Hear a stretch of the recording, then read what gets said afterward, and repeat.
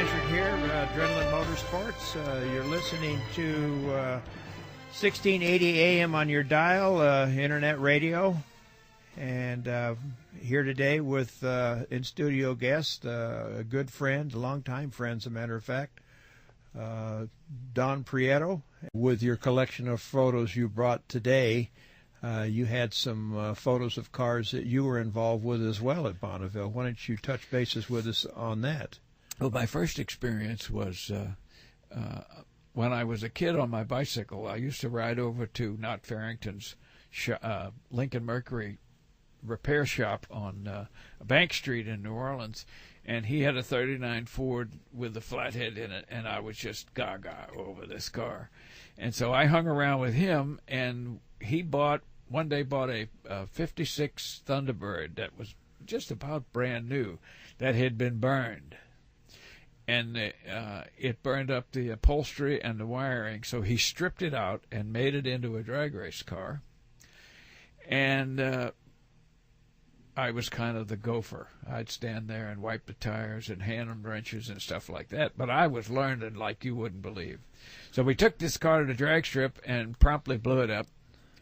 And they had a Ford motor in it. We broke that motor, and a gentleman by the name of Tommy Jordan had a Chrysler that he had built for racing in his car, and he said, "Here, Knott, you take this and go run it."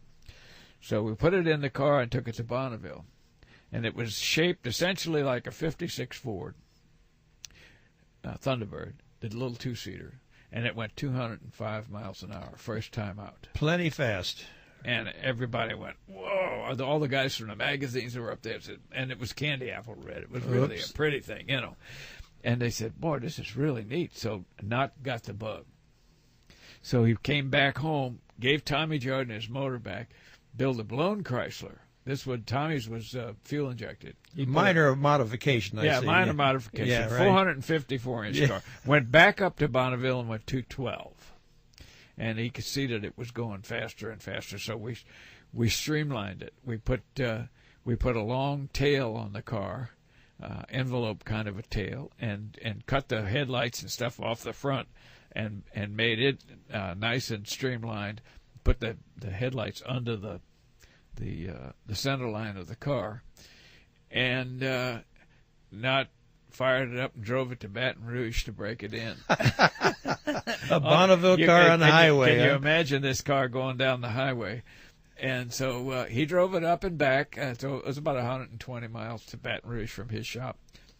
And so we took it to Bonneville, and damn if it went 228 the first year and got the record. Then we went back the next year, and this was 62, I guess, by then.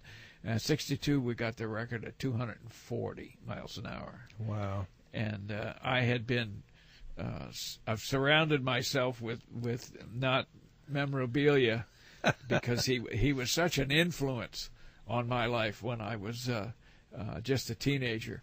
I first learned about the Indianapolis Motor Speedway. New Orleans is not a hotbed for racing, you know. So back then there wasn't much. And he invited me over on Memorial Day to listen to the race on the radio. And that was the first I'd ever heard about any kind of motorsports racing. I must have been 16 or so. And on the radio besides that. Yeah, exactly. And you all you hear is, and that was so-and-so, and that was so-and-so. It was in retrospect, it was the silliest thing you could do. But, man, I was glued to that radio, and I learned everything I could about it. And then I started reading the magazines in the drugstore. And I found that I was spending so much time in the drugstore that I got a job delivering the drugs for the lady that ran the drugstore, and that way I could read the magazines in between. Well, one of the other things before I'm going to change the subject. Okay. I want to talk about your book that you published. Okay. Why don't you tell me what inspired you to do that, and then talk about the book itself? Well, my reputation in the aftermarket, the automotive industry, is one of having a good memory. So the people at Publications International in Chicago was looking for someone to write a book for them. They do a series of books called the Such and Such Chronicle. It could be Chevrolet Chronicle, Corvette Chronicle, could be Hemi Chronicle. They wanted to do a thing called Hot Rod Chronicle that covered the eras from the 40s to 2000.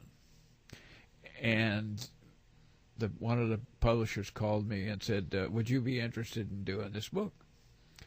And I said, of course. So that's how I got into the book. And then when I got into what they wanted, my memory really helped. Because wow. I could write some of the stuff that they wanted right off the top of my head. I didn't have to do any research. And it was a fairly thorough book in that each chapter covered 10 years. And some of the photos in the book were just phenomenal. Well, they chased down the photos. I didn't have anything to do with the photos other than to help them select them. And I participated in some of the photography of some of the newer cars. But for the most part, they did the photography selection. And the book sold 2 printings of 15,000 each. Where can it be found, Don? The only place you can find it now is on Amazon.com. I see. And you just search Hot Rod Chronicle, and they have them varying in price from $5.95 to $29.95, which was the original price. Wow! But it sold out. Both printings sold out. Publications International is a company that makes deals ahead of time, and they have Barnes and Noble kind of places all over the country, and they allocate so many books for them. And they don't normally do a second printing, but in this case, they printed a second 15,000, which was unheard of in 2003, which is when we did it. Well, it just proves to you that it was pretty well presented, well written, and everything about it certainly made a statement about the sport today, that's for sure. All the reviews were just wonderful. It just pleased the hell out of me to hear people talking about it the way they did.